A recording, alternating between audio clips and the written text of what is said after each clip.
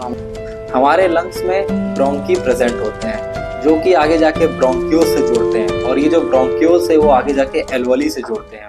इसी एल्वोली में हमारा एक्सचेंज ऑफ गैसेस यानी कि ऑक्सीजन अंदर जाते हैं हमारे शरीर में, और कार्बन डाइऑक्साइड की जैसा जो भी गैस होता है वो हमारे शरीर से बाहर निकलते हैं। और ये जैसे ऑक्सीजन हमारे शरीर में अंदर जाते हैं, ये हमारे खून के रास्ते हमारे हार्ट यानी कि जिसे हम हृदय कहते हैं उसमें चले जाते हैं, और उससे हमारे पूरे शरीर में। अब आइए हम समझते हैं कि जैसे हम सिगरेट पीते हैं तो वो क्या होता है। जैसे हमने सिगरेट पिया वैसे ही 4000 से ज्यादा हार्मफुल गैसेस उससे निकलने लगे, और ये गैसेस हमारे नाक के रास्ते हमारे विंड पाइप के थ्रू हमारे लंग्स यानी कि फेफड़े में चले जाते हैं, और फेफड़े में जाते ही ये हमारे खून के रास्ते हमारे पूरे शरीर में चले जाते हैं। अब ये समझते हैं कि हमें इसका रोजाना सेवन करने से कैसे हमें इसकी आदत लग जाती है, और ये हमें कैसे अच्छा फील कराता है, यानी कि अगर हम टेंशन में है तो इससे जैसे ही पीते हैं हमें टेंशन दूर हो जाता है। तो चलिए समझते हैं।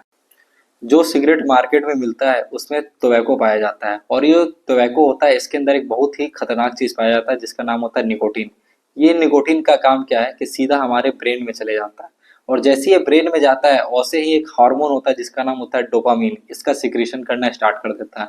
जैसे ही डोपामीन का सिक्रीशन होता है हमारे शरीर में वैसे ही हमें अच्छा फील होने लगता है, और जो भी टेंशन होता है उससे हम कुछ देर के लिए मुक्ति हो जाते हैं। और ये हमें क्या करता है कि सातवें आसमान तक पहुंचा देता है। ऐसा लगता है कि हम बहुत ही अच्छे हैं, बहुत ही हमारे शरीर में बहुत ही अच्छी चीज हो रहा है, इसे हमें रोज सेवन करना चाहिए। ऐसे ही सिगरेट हमारा रोज रोज का आदत लग जाता है।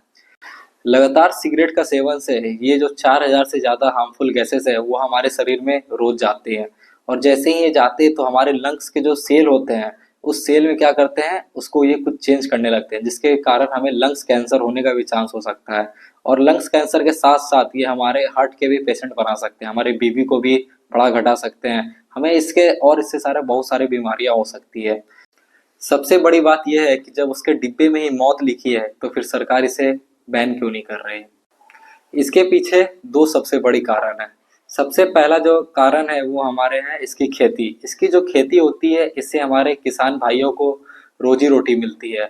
और जो दूसरा जो सबसे बड़ा कारण है वो है टैक्स। इससे जो टैक्स होता है उससे सरकार को बहुत ज़्यादा फायदा होती है, जिसके कारण सरकार इसे कभी बंद नहीं कर सकती।